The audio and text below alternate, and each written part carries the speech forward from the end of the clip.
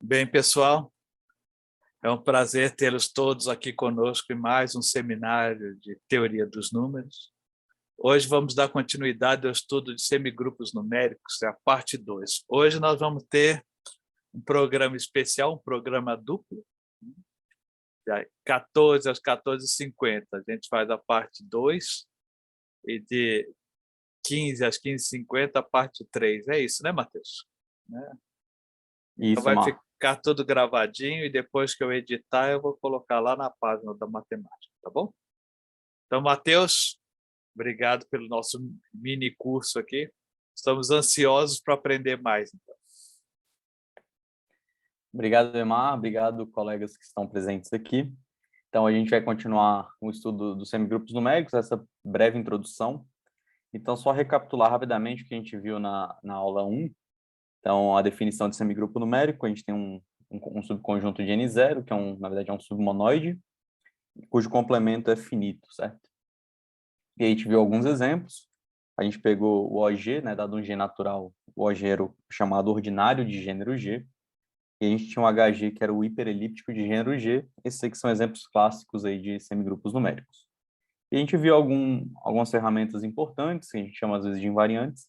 A gente tem aqui o conjunto de lacunas, que é esse complementar, né, que é finito, e aí os invariantes, o gênero, cardinalidade desse cara, multiplicidade, menor elemento do conjunto S, que é não nulo, o número de Frobenius, que é a maior lacuna, claro, caso o complemento não seja vazio, e no vazio a gente define dessa forma. O condutor é simplesmente o número de Frobenius mais 1. Existe aquela definição alternativa, mas acho que não há necessidade de tratar dela. E a profundidade é simplesmente pegar o condutor e dividir pela multiplicidade e arredondar isso para cima. A gente viu algumas relações entre esses invariantes, então, dado um semigrupo numérico de multiplicidade M, gênero G, e condutor C e profundidade Q, a gente tinha essas relações, a gente viu a prova delas, e esses semigrupos que a gente apresentou antes, eles atingem as cotas, certo? Então, a gente verificou, inclusive, que em alguns casos, eles são os únicos atingindo aquelas cotas. E aí a gente finalizou aquela fala da semana passada, falando do conjunto de Aperry, dado um semigrupo numérico e um elemento não nulo do conjunto. A gente define o conjunto de Aperry dessa forma, em que os WI são os menores elementos de cada classe de congruência, da classe de congruência de módulo N. E, em particular, é bastante importante o conjunto de Aperry quando a gente considera em cima da multiplicidade, ganha alguma importância, especialmente por causa desse teorema. A gente não chegou a demonstrar, mas a gente deu, vai ser uma demonstração formal, mas a gente deu a ideia da demonstração.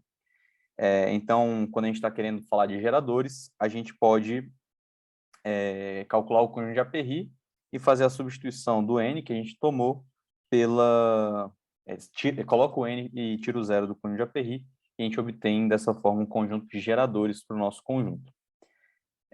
Especialmente, né, o conjunto de Aperry sempre vai ter N elementos quando a gente considera um número N, então é interessante a gente trabalhar de forma geral com a multiplicidade, que é o menor elemento não nulo.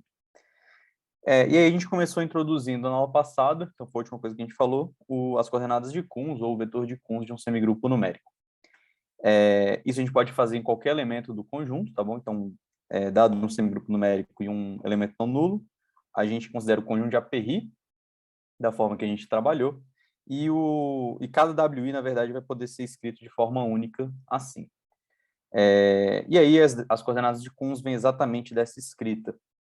Então, no fundo, né, esses KIs, né, esses coeficientes aqui, eles vão formar o vetor de Kunz, ou as coordenadas de Kunz do conjunto.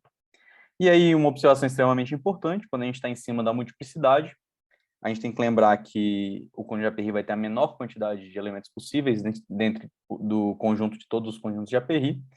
E aí, em particular, quando a gente está em cima da multiplicidade, esses KIs, nessas coordenadas, elas, na verdade, vão ser números naturais. No caso geral, elas poderiam eventualmente ser zero.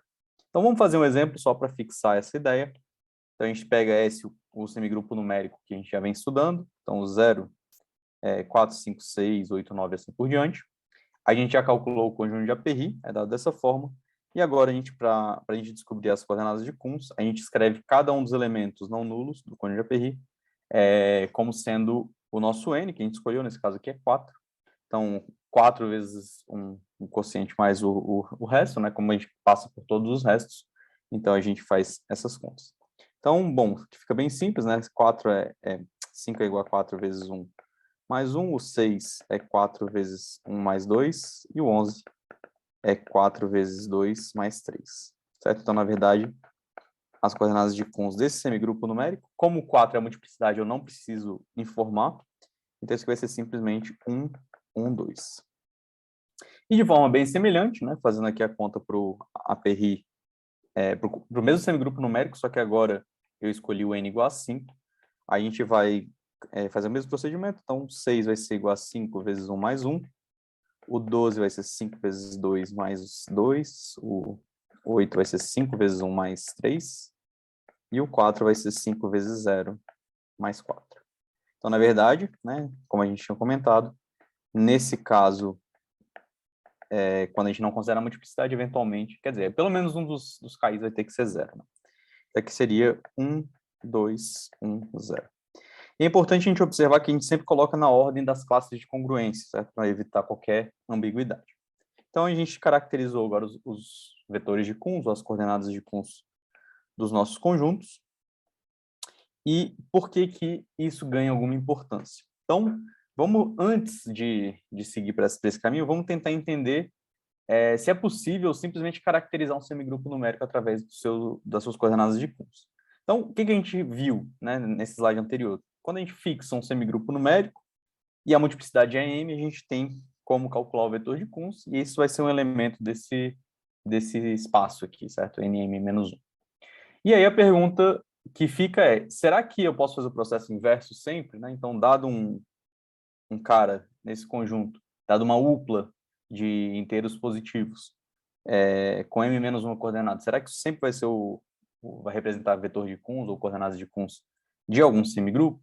E aí a resposta é não, certo? Então, esses caras aqui que apareceram, esse cara que apareceu particularmente, é um caso, digamos assim, que não vai acontecer sempre, certo? Então, dado o semigrupo, a gente encontra o vetor de Kunz, mas a recíproca não necessariamente é verdadeira. Então, a gente vai olhar condições para que uma determinada n-upla represente coordenadas de Kunz de algum semigrupo numérico. Eu escolhi fazer o caso m igual a 3 para ficar assim, bem claro para vocês, mas o caso geral é exatamente da mesma forma, tá bom? Mas o caso 3 a gente vai conseguir visualizar mais rápido, né? São menos coordenadas e tudo mais. Então, o que a gente vai fazer agora? A gente vai fixar S, um semigrupo numérico de multiplicidade 3, e aí, como ele tem multiplicidade 3, o conjunto de APRI de S, quando eu escolho o n igual a 3, vai ser dado dessa forma. Então, eu tenho o 0, que sempre vai estar lá, né? Esse aqui vai sempre ser o W0, pela definição de semigrupo numérico. O W1 vai ser um cara congruente a 1 módulo 3, e o W2 vai ser um cara congruente a 2 módulo 3. Certo? Então, a pergunta que a gente está querendo se fazer é, bom, dado K1 e K2, certo? Porque represente um cara em N2, ele é Kunz de alguém? E aí a nossa resposta vai vir exatamente do conjunto de APRI. Então, como é que a gente vai fazer a construção? Então, vamos notar que quando a gente faz W1 mais W1, isso claramente isso é 2 módulo 3, certo? Por outro lado, a gente sabe que da definição de W2, ele é o menor elemento congruente a 2 módulo 3. Então, por causa disso, a gente vai ter que W1 mais W1 vai ter que ser maior ou igual que W2. Então, dessa expressão, eu já consigo obter uma relação aqui entre K1 e K2 de forma direta. É o que a gente vai fazer aqui no próximo quadro. Logo, o que a gente tem aqui, 3K1 mais 1, que é o W1, mais 3K1 mais 1, que de novo é o W1, maior ou igual que o W2, que é 3K2 mais 2. Eu vou colocar aqui, eu não vou juntar as expressões, porque no caso geral, pode ser que os índices não sejam os mesmos, vocês vão entender isso já já. Certo? Mas de qualquer forma, a gente já consegue ver que, bom, aqui eu tenho mais 2, né? Aqui eu tenho mais 2, eu posso dividir por 3 dos dois lados, e a gente vai descobrir, então, que K1 mais K1 é maior ou igual que K2. Então, para minha dupla ser associada ao vetor de Kunz, ele tem que satisfazer obrigatoriamente isso. E de forma análoga,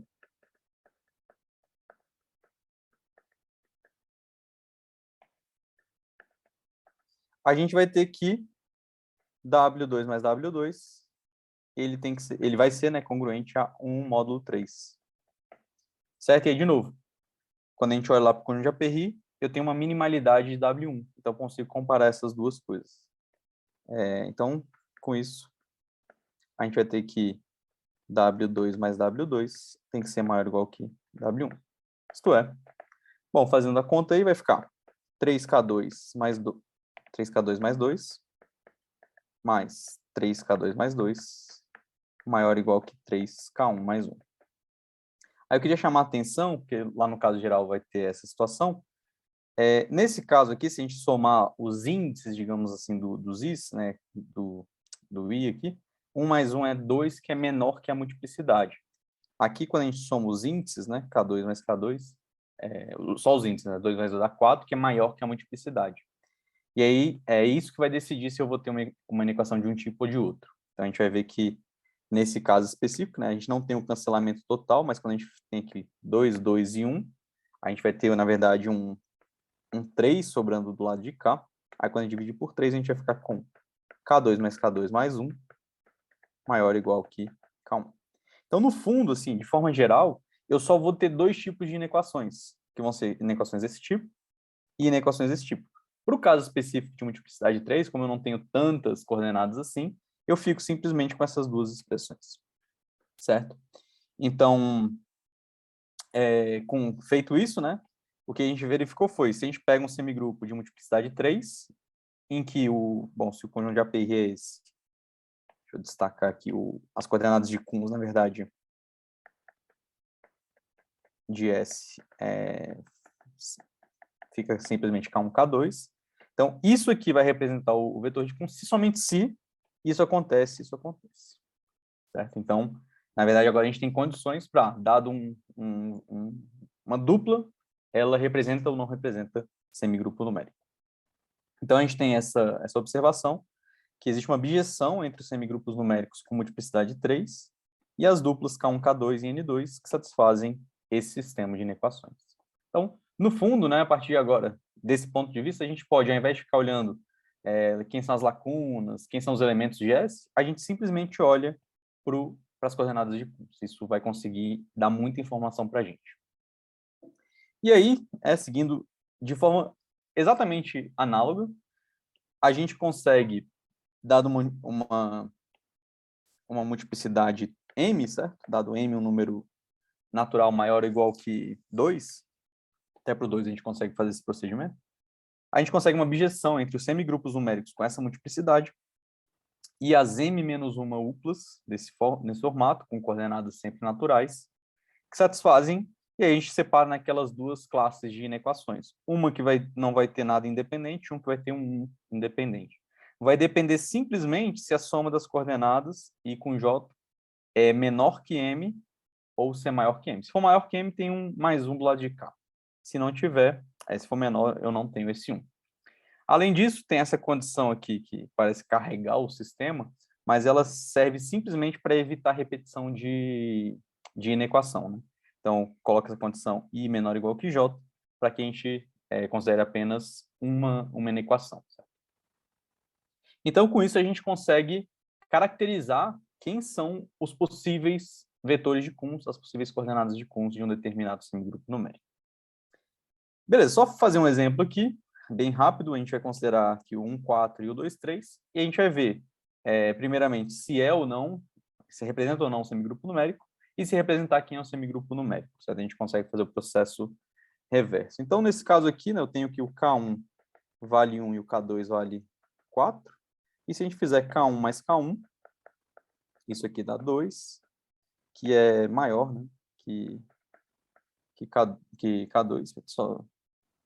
Opa, não, esse aqui dá certo, a outra que dá problema. Isso mesmo. Então, vamos fazer aqui K1 mais K1. Isso aqui dá 2. E se a gente... Bom, vamos fazer as duas inequações, né? E K2 é igual a 4. E a outra seria K2 mais K2 mais 1. Isso aqui dá 8, 9, né? Enquanto que o K1 é simplesmente 1. E eu precisaria verificar essas duas desigualdades, né? Como nesse caso, primeiro eu já tenho um sinal aqui de menor, então significa que não vai gerar um semigrupo numérico. Aqui dá, né? Aqui daria ok, mas aqui daria o problema. E aí, de forma semelhante, né? Nesse caso aqui a gente tem que K1 é 2 e K2 é 3. Se a gente faz K1 mais K1, isso aqui dá 2, certo? Enquanto que o K2 é 3. Então a gente tem isso. E quando a gente faz K2 mais K2 mais 1, isso aqui dá 7, né? E quando a gente considerar o K1, ele é simplesmente 2, certo? Então a gente tem... Opa, aqui coloquei 2, mas é 4, né? Então, é porque senão não daria semigrupo numérico. Então aqui é 2 mais 2 dá 4, e aqui deu maior, deu maior. Então verificou tanto a primeira quanto a segunda, certo? Então K1 mais K1 deu maior que K2, e K2 mais K2 mais 1 deu maior que K1. Ou seja, aqui deu ok e aqui deu ok. Ou seja, significa que esse cara representa um determinado semigrupo numérico. E, na verdade, para construir o semigrupo numérico, a gente faz o processo inverso. Dadas as coordenadas de Kunz, a gente vai construir o cônjuge de Aperry. Então, o nosso cônjuge de Aperry de S, ele vai ser formado pelo 0, pelo 3 vezes K1, que é 2, mais 1, e 3 vezes o K2, que é 3, mais 1. Ou seja, esse cônjuge de Aperry é 0, 7 e 10. Certo? Ou seja, usando aquele teorema lá de escrever o semigrupo pelos geradores, portanto, nosso conjunto S, na verdade, ele é gerado por 3, 7 e 10. Nesse caso aqui especificamente, né, o 10 ele é obtido como combinação de 7 e de 3, então, na verdade, ele pode até ser omitido do nosso conjunto de geradores. Tranquilo? Então, acho que com isso a gente... Ah, desculpa, eu acabei de perceber que eu fiz uma coisa errada, que não é mais 1, né? Tem que ser mais 2, que é o que mora na classe de congruência do 2. Então, eu desconsidero esse 10, na verdade é 11. Bom, como deu 11, então significa que esse aqui já é o conjunto minimal de geradores, certo? Então, o conjunto é esse. E se você quiser escrever, basta pegar todas as combinações de 3, 7 e 11, e aí você obtém o semigrupo numérico. Então, acho que agora está certo. 3K1 mais 1 e 3K2 mais 2. Acho que agora está certinho. 9 mais 2, 11 e 7. Então, com isso, a gente, na verdade, não só consegue a caracterização, mas consegue, toda vez que a gente precisar, a gente recuperar quem é o semigrupo numérico que está representado dessa forma. Ok, então, em seguida, a gente vai tentar entender por que essa forma de representar semigrupos numéricos pode, de algum ponto de vista, ser interessante. Então, uma primeira pergunta que surge é, beleza, então eu tenho um semigrupo numérico e eu tenho os invariantes. Se eu represento o meu semigrupo numérico via coordenadas de Kunz, seria interessante eu pelo menos conseguir representar os invariantes utilizando as coordenadas de Kunz, certo? E esse quadro aqui traz exatamente essa informação. Então, eu vou pegar esse um semigrupo qualquer, tá bom? Não falo a princípio que é a multiplicidade, mas de tal forma que o vetor de Kunz, ou que as coordenadas de Kunz sejam essas. Então, na verdade, a multiplicidade do semigrupo numérico é simples de calcular, né? A gente tem essa relação que a multiplicidade tem que ser n mais 1. Afinal de contas, esse cara aqui é a multiplicidade menos 1. Né? O gênero ele vai ser a soma das coordenadas, simplesmente. O número de Frobenius vai ser o maior cara no formato MKI mais I, menos a multiplicidade. E, bom, o condutor é consequência.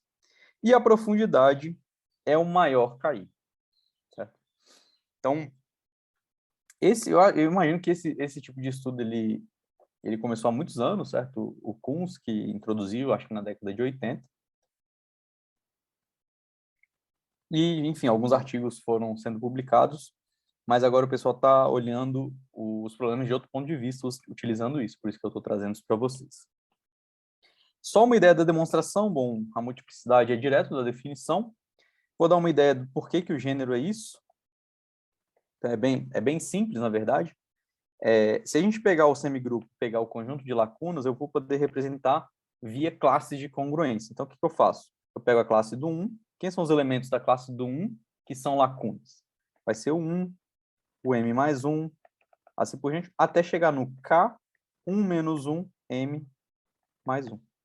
Porque a gente já sabe, né, pela definição lá do conjunto de Aperry e tudo mais, que o K1m mais 1, ele pertence ao semigrupo e, além disso, é o menor elemento daquela classe com essa propriedade. Então, a gente faz isso, aí faz a união. Aí depois 2, m mais 2, até K2 menos 1, m mais 2, união, e vai, né?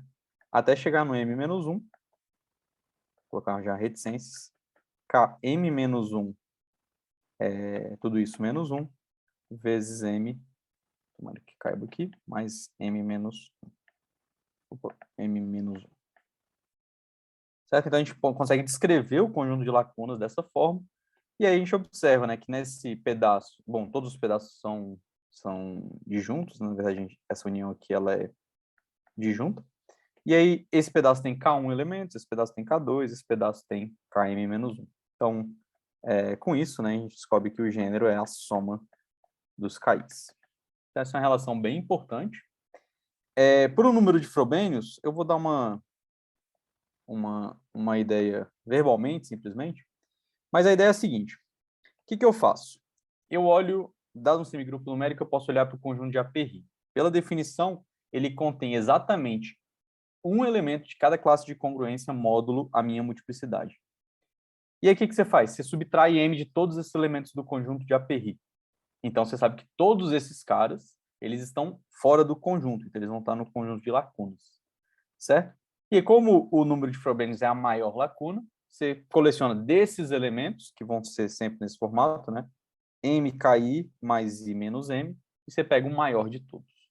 Essa é a ideia para calcular o número de Frobenius. Então, está feito. E a multiplicidade, desculpa, a profundidade, isso aqui é algo razoavelmente recente, certo? Eu troquei alguns e-mails com alguns colegas que estão trabalhando nessa área.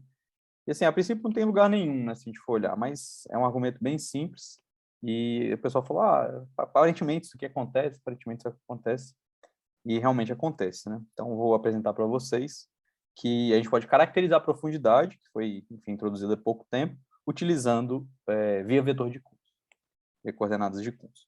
Então, bom, o argumento aqui é simplesmente pegar esse número de Frobenius, somar uma unidade e dividir pela multiplicidade, certo? Então, por definição, né, o nosso Q de S ele vai ser o teto bom, já fazendo as substituições, vai ser o máximo do MKI mais I menos M. Bom, já posso colocar o M dentro do máximo, né? Não vai fazer muita diferença. Mais um, né? Porque eu estou pegando, na verdade, o condutor, né? A definição da profundidade é condutor sobre multiplicidade. Aí você divide por M. Certo? E aí, enfim, bom, como eu tenho um máximo dentro de uma quantidade finita de caras, eu vou chamar de x o índice que retorna o máximo, eu vou chamar de x esse índice, certo? Então, esse aqui vai ser igual a um determinado m, kx mais x menos m, mais 1, tudo isso sobre m. Certo? E aí, tem um pedaço aqui que é múltiplo de m, né? Então, vai ficar esse múltiplo de m vai poder sair da parte inteira, então vai ficar simplesmente um kx menos 1. E aí tem um teto ali para ser considerado que é x mais 1 sobre m. Só que esse x que a gente tem, ele pertence a algum elemento que varia de 1 até m menos 1, intervalo de inteiros aqui. Certo? E aí, quando a gente somar uma unidade, esse cara vai variar de 2 até m, certo? Como a gente está pegando o teto, então essa quantidade aqui vai ser sempre 1. Então, esse aqui vai ser simplesmente kx. Certo? Ou seja, como x é o máximo aqui que está acontecendo, então é simplesmente pegar kx. E é importante observar que, em alguns casos, né, pode acontecer de eu ter dois elementos ali, duas coordenadas que tenham o mesmo valor, né, como aconteceu no nosso exemplo ali atrás. Deixa eu achar o exemplo.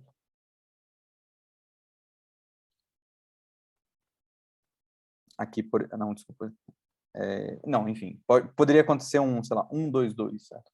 poderia acontecer. Eu achei até que tivesse sido o maior sendo repetido, mas foi o menor. Então, não é aquele caso. Mas pode acontecer de a profundidade ser representada, na verdade, por duas coordenadas. E isso não é problema nenhum.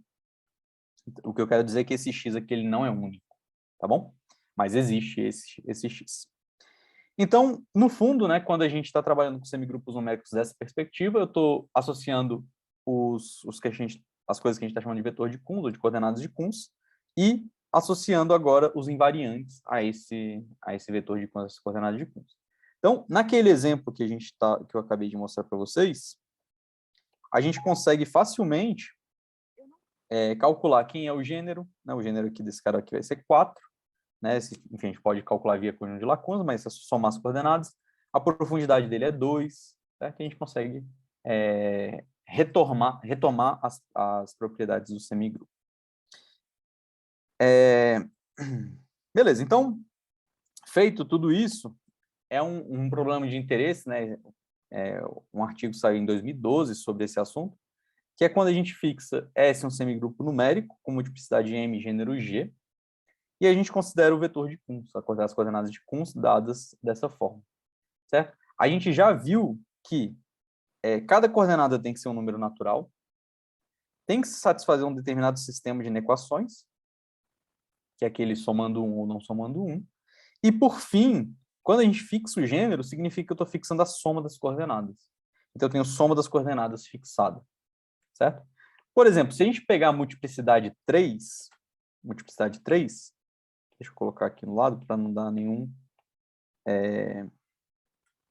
spoiler. Multiplicidade igual a 3, o que a gente teria? A gente teria só duas inequações, né? x1 mais x1 maior ou igual que x2, pode juntar, né? 2x1 maior ou igual que x2, depois, deixa eu juntar para ficar mais natural, né?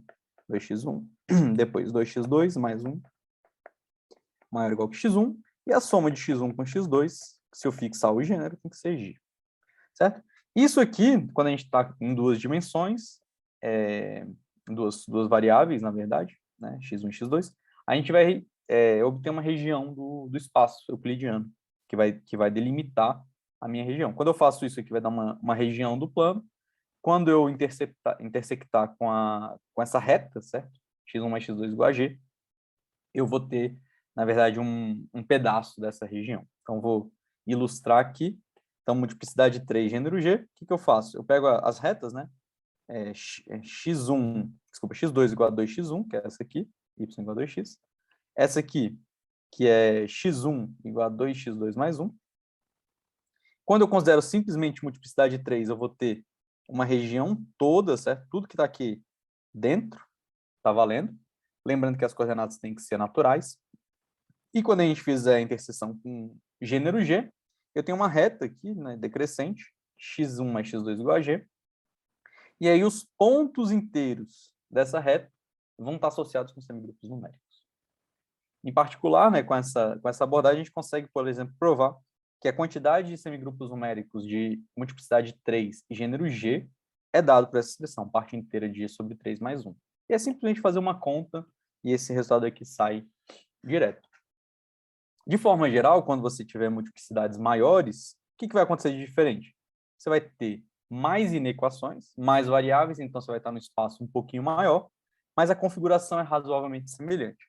E aí, nesse artigo de 2012, do Nathan Kaplan, ele prova que, na verdade, pelo menos para G suficientemente grande, aqui, bom, faltou isso falar, né? Mas aqui é G maior ou igual que 2, eu acho, ou maior ou igual que 3, talvez.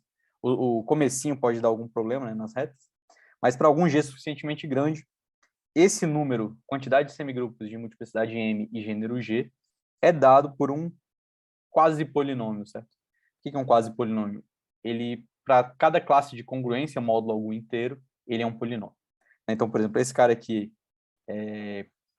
para G congruente a 0 módulo 3, isso aqui é simplesmente G sobre 3 mais 1. Se o G não for congruente a 3, então se ele for congruente a 0, se ele for congruente a 1, aí vai ter uma expressão que dá isso, e se for G for congruente a 2, é uma outra expressão. Certo? Isso vale de forma geral, só que só vale para G suficientemente grande para a gente se afastar, digamos assim, da parte inicial que pode, enfim, perder pontos. certo? Então, desculpem. Então, essa é uma abordagem bem legal, que já foi trabalhada no passado e que traz alguns resultados bem bacanas. Mas por que por que eu trouxe essa figura? Por que eu trouxe esse resultado do Nathan? Porque, na verdade, esse foi talvez um dos primeiros artigos que tentou trabalhar num problema que está em aberto até hoje, que é a chamada conjectura de Braz-Amorós. E nessa conjectura é perguntado sobre a quantidade de semigrupos de gênero fixado. O que a gente já aprendeu? Dado um semigrupo, a gente consegue calcular o gênero. Agora eu quero um problema inverso. Eu fixo o gênero, quero saber todos os semigrupos que tem aquele gênero fixado. Então, essa abordagem pelo Nathan Kaplan, ele considera dois invariantes, que são multiplicidade e gênero, para tentar recolher informações sobre a quantidade de semigrupos. Então, deixa eu contar um pouquinho da história da conjectura. A Braz-Amorós é a Maria Braz-Amorós, ela é da Espanha, ela inclusive esteve no workshop de 2021 aqui com a gente, e ela estava estudando um outro problema que também está em aberto até hoje, chamada conjectura de Wilf, e ela decidiu, lá nos estudos dela, fazer uma classificação dos semigrupos pelo gênero. Ela sabe que para cada gênero fixado eu tenho uma quantidade finita de semigrupos numéricos. A ideia dela foi, para cada gênero, na verdade, a ideia dela foi construir uma árvore de semigrupos em que cada nível a gente tivesse todos os semigrupos daquele gênero fixado. Ela organizaria e faria a verificação da conjectura de Wilf para esses semigrupos. Essa foi a abordagem dela. Isso não vem muito ao caso o que é a conjectura de Wilf agora. E aí, enfim, nessa classificação, ela percebeu um padrão na sequência que conta a quantidade de semigrupos com aquele gênero fixado.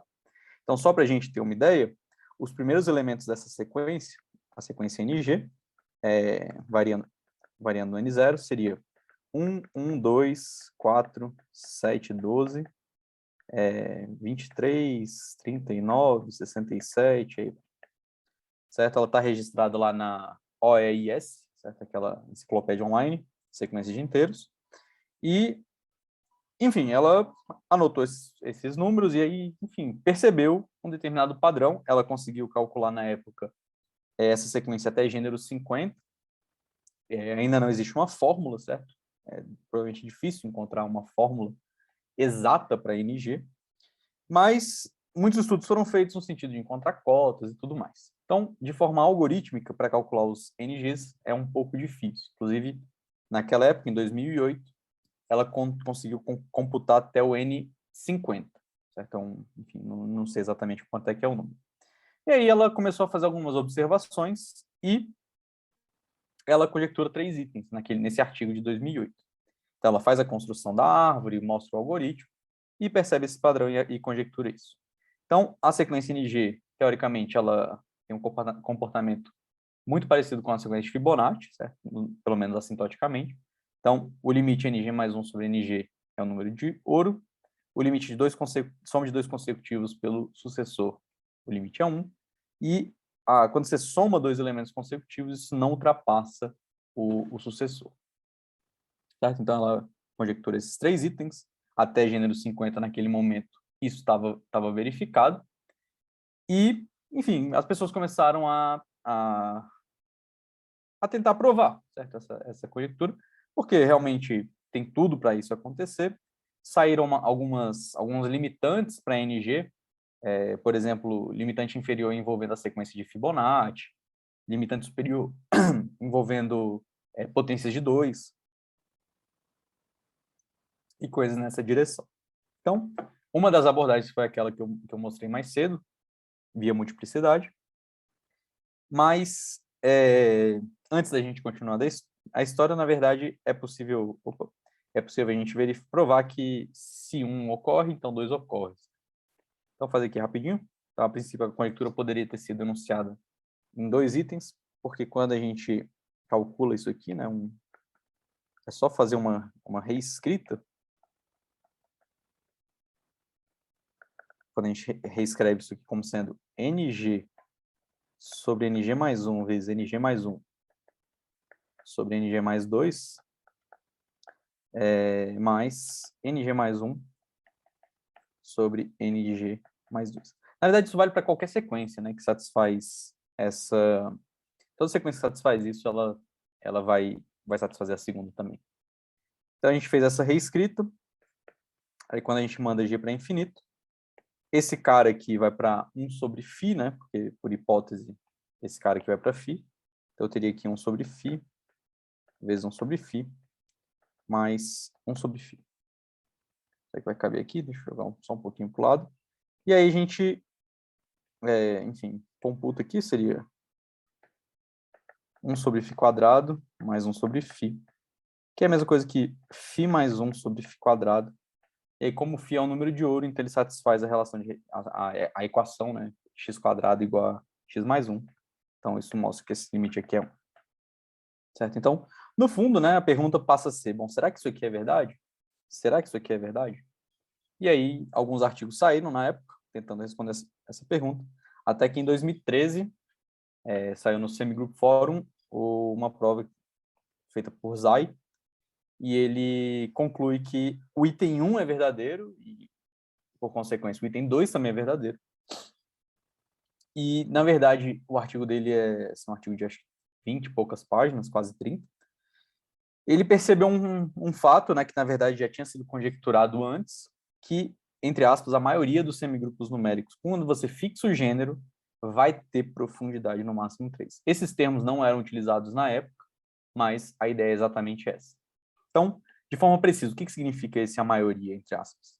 Quando a gente define n' G como sendo quantidade de semigrupos numéricos com gênero G e profundidade no máximo 3, o que ele conseguiu provar foi que, assintoticamente, né, quando você calcula esse limite, então, n' sobre ng, então, eu considero, dentre todos os semigrupos numéricos, somente aqueles que têm profundidade até 3, esse limite é 1. Certo? E, além disso, ele conseguiu provar, para a sequência n', que é mais simples de trabalhar, que n' sobre φ elevado a g é um número real positivo. Então, esses foram os ingredientes. É claro que tem muita coisa feita lá no artigo dele, mas as ideias principais são essas. Então, como é que disso aqui a gente conclui que realmente a conjectura 1 é verdadeira? Aí aqui é simplesmente fazer uma reescrita. Eu posso escrever isso aqui como sendo ng mais 1 sobre n' mais 1 vezes φ elevado a g mais 1 sobre... Não, desculpa. Só para escrever na ordem certa, acho que fica melhor. n' g mais 1 sobre φ elevado a g mais 1 vezes φ elevado a g mais 1 sobre n' g, certo? Vezes n' g sobre ng. Então, essa é a forma de reescrever. Então, multiplicou e dividiu por esse, multiplicou e dividiu por esse, multiplicou e dividiu por esse. Agora, para eu usar o resultado do Zai, eu só vou fazer uma pequena quebra, certo? Então, esse G mais 1, na verdade, eu vou colocar esse φ lá de fora. Certo? E aí, utilizando essas ideias, a gente sabe que esse limite aqui é 1, esse limite aqui é 1, esse limite aqui é aquele número real, e a gente não sabe exatamente quanto é. Segundo o artigo, é em torno de 3,78, e esse aqui vai tender para 1 sobre S. Certo? Então, esse camarada vai tender realmente para φ. Então, isso sai realmente como consequência. Então, esses foram os instrumentos. Para provar essas coisas, realmente é bastante coisa, estimativas e tudo mais. Não vou entrar nos detalhes aqui. Mas eu vou finalizar essa nossa primeira aula falando um pouquinho sobre a sequência n'(G). Depois desse resultado do Zai, o pessoal começou a se perguntar. Bom, beleza, a sequência n'(G) claramente é mais simples de lidar do que a sequência ng. Inclusive, a gente consegue esses resultados de forma direta. Então, passou a ter algum interesse. Certo? E, em 2020, o professor Eliahu e o professor Fromentin, o Eliahu esteve com a gente aí nos últimos verões, eles estudaram a sequência n'(G). Então, o que eles provaram? Diversas coisas. Eles, na verdade, eles construíram uma nova linguagem, né, que é a linguagem de gap sets, completamente novo. E eles provaram que a sequência n'(G), definida via semigrupos numéricos, satisfaz essas desigualdades aqui. Então, se a gente for olhar para essa primeira aqui, é como se fosse uma versão daquele segundo item que está em aberto da conjectura da brasa amorosa. Então, lembrando, esse item está provado, esse item é consequência do primeiro, e esse item está em aberto. Hoje em dia ainda está em aberto. O que eles fizeram foi tentar estudar uma versão dessa desigualdade para a sequência em linha G. E eles tiveram sucesso, na verdade, eles provaram que realmente a sequência em linha G satisfaz aquela desigualdade.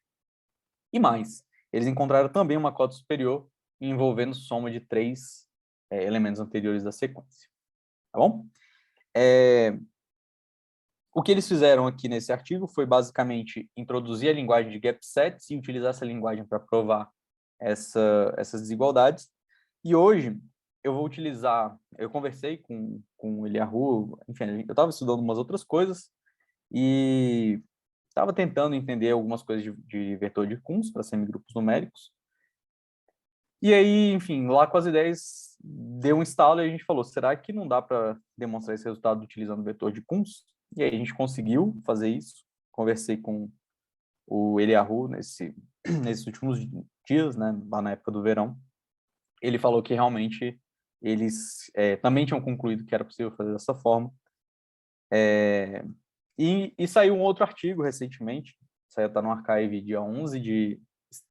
foi publicado no Archive 11 de fevereiro, em que a pessoa que publicou está estudando semigrupos numéricos utilizando essa abordagem de vetor de Kunz. E eles conseguiram também verificar essa propriedade basicamente da mesma forma que eu vou apresentar para vocês. Então, só fechar aqui rapidinho, talvez não dê para fazer todas as etapas da demonstração, mas a ideia principal, com certeza, vai dar tempo de passar. Então, o teorema do Eliahu e do Fromentin, deixa eu deixar isso registrado aqui, lá de 2020, N' é a sequência dos semigrupos numéricos de gênero G e profundidade no máximo 3, então vale essas duas desigualdades aqui, envolvendo os elementos da sequência. E a ideia deles foi utilizando gap sets, mas eles construíram determinadas funções que eram injetivas, bem definidas e tudo mais, para concluir essas desigualdades. Então, basicamente, você tem que olhar para conjuntos que têm essa quantidade de elementos, conjuntos que têm essa quantidade de elementos, aplicar funções, e aí você consegue aplicando com funções injetivas, provar essas propriedades. Lá eles fizeram com gap sets, aqui eu vou mostrar com vetor de Kunz. Então, a ideia é basicamente a seguinte.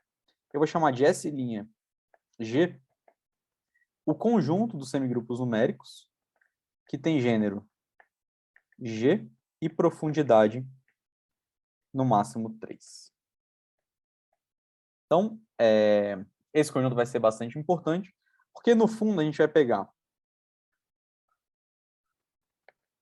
o S' G-1, o S' G-2, certo? E a gente vai construir, na verdade, duas funções injetivas que vão mapear aqui. Então, basicamente, eu vou criar uma função F1, vou mandar aqui, e vou criar uma função F2, que vai mapear aqui. A gente só vai ter que ter um cuidado que as imagens sejam disjuntas, né? Que as funções sejam injetivas e tudo mais. Então, a gente teve a seguinte ideia. O que a função F1 ela vai fazer? Bom, ela vai sair do conjunto S'G-1 e vai chegar em S'G. E ao invés de a gente olhar para o semigrupo numérico em si, a gente olha para as coordenadas de Kunz. Então, eu vou, na verdade, fazer o seguinte. Vou pegar um vetor de Kunz, um semigrupo que tem vetor de Kunz K1, K2, Kn-1, independentemente do que seja a multiplicidade, pode ser 1, pode ser 2, 3, 4, qualquer coisa, não importa. E a gente vai mandar a nossa função de S de tal forma que, ao invés de eu dizer exatamente quem é F1 de S, ou seja, quem é o semigrupo associado, eu vou calcular o vetor de Kunz desse cara. Então, a ideia é muito simples. Você vai copiar o que a gente tinha antes e a gente vai introduzir o número 1. Certo? Então, particularmente, como esse é um semigrupo numérico, então esse camarada vai ter que satisfazer aquelas desigualdades. E, além disso, como a profundidade é no máximo 3, então cada coordenada de Kunz é no máximo 3. Certo? E aí, particularmente, bom, esses caras, eles estão variando entre 1 e 3, né, porque a gente colocou a última coordenada sendo 1. E aqui, eventualmente, a gente poderia ter falha lá nas desigualdades. Isso quando a gente não pede profundidade até 3, quando a gente pede profundidade 4, 5, assim por diante, essa aplicação ela não está bem definida. Mas para a profundidade 3 a coisa funciona perfeitamente. Tá bom? Então, essa vai ser a nossa função 1. E mais um detalhe, né? Como o gênero desse camarada S é G-1, quando você acrescenta 1 na última coordenada de Kunz, como o gênero é a soma das coordenadas, então o gênero aqui vai ser G. Então, realmente, tem bastante chance do meu F1 de S cair aqui. Eu só preciso verificar aquele sistema de inequações. Tá bom? Esse detalhe técnico eu vou deixar para depois, mas acontece uma coisa muito legal e aí eu vou comentar com vocês. E a função F2, de forma quase que análoga, a gente mapeia aqui no S'(G), de forma que se o vetor... Bom, o vetor de Kunz eu vou manter o mesmo, tá bom? Kunz, vou colocar outra letra. Então é K1 tio, K1, sei lá, N-1 tio. A gente vai mandar o F2 via vetor de Kunz, como sendo F2 de R, igual, a gente repete as primeiras coordenadas e acrescenta 2 na última coordenada. E aí, como o gênero aqui é G-2, a soma das coordenadas aqui é G-2, quando você coloca esse 2, a soma das coordenadas aqui é G. Todas as coordenadas estão entre 1 e 3, então realmente tem muita chance de cair aqui, só precisa verificar o sistema de desigualdades. Agora, essa parte, não vou entrar muito em detalhes, mas quando a gente volta ali atrás, na multiplicidade M, deixa eu voltar mais um pouquinho, eu acho que é esse slide aqui. O que acontece? Quando o x1, os xis são 1, 2 ou 3, perceba que essa desigualdade ela é automaticamente verificada. Então, esse é com certeza o motivo para que a imagem por aquelas funções permaneçam sendo semigrupos numéricos. Porque esse cara aqui vai ser no máximo 3. E esse aqui é no mínimo 3, porque cada coordenada é no máximo no mínimo 1. Então aqui eu teria no mínimo 3 e aqui no máximo 3, ou seja, essas aqui elas são de graça, elas vêm de graça. Eu só precisaria verificar essas, mas verificar essas a gente tem da hipótese que o S inicial é um semigrupo numérico. Muitas delas vão ser automaticamente verificadas, vai faltar, enfim, uma quantidade que você consegue facilmente verificar, certo? Então, os detalhes técnicos eu vou deixar aí para vocês refletirem sobre, mas com isso, o que a gente fez? As funções são injetivas, e as funções são injetivas, né? Claramente, as funções são injetivas. Então, bom, e além disso, as imagens são disjuntas, porque a última coordenada dessa imagem aqui é sempre 1 e dessa aqui é sempre 2. Ou seja, consegui provar que a quantidade de elementos aqui mais a quantidade de elementos daqui vai ser no máximo a quantidade de elementos aqui. E de forma análoga, a gente consegue fazer essa demonstração. Só que a gente vai ter que sair desse conjunto e vai ter que mandar em 3 partes. Uma que vai cair no S'(G-1, no S'(G-2, no S'(G-3. Então, eu crio H1, H2 e H3. E o que você faz? Você olha para o seu semigrupo numérico, olha para o vetor de Kunz. Como a maior coordenada de Kunz é no máximo 3, a última coordenada vai poder ser ou 1, ou 2, ou 3. Se for 1, quer dizer, independentemente de qualquer coisa, você retira a última coordenada. Então, um cara que tinha a última coordenada 1 vai passar a ter gênero G-1, coordenada 2, gênero G-2, coordenada 3, gênero G-3. Certo? E aí, enfim, tem que provar que é injetivo, tem que provar que satisfaz o sistema, mas isso aí a gente consegue verificar. Certo? Então, para essa parte da aula, eu fico por aqui e fico à disposição para tirar qualquer dúvida que vocês tiverem. Bem, pessoal, obrigado, Matheus. Como vai ter uma segunda parte, vamos procurar ser bastante objetivo nas dúvidas agora. Tem alguma?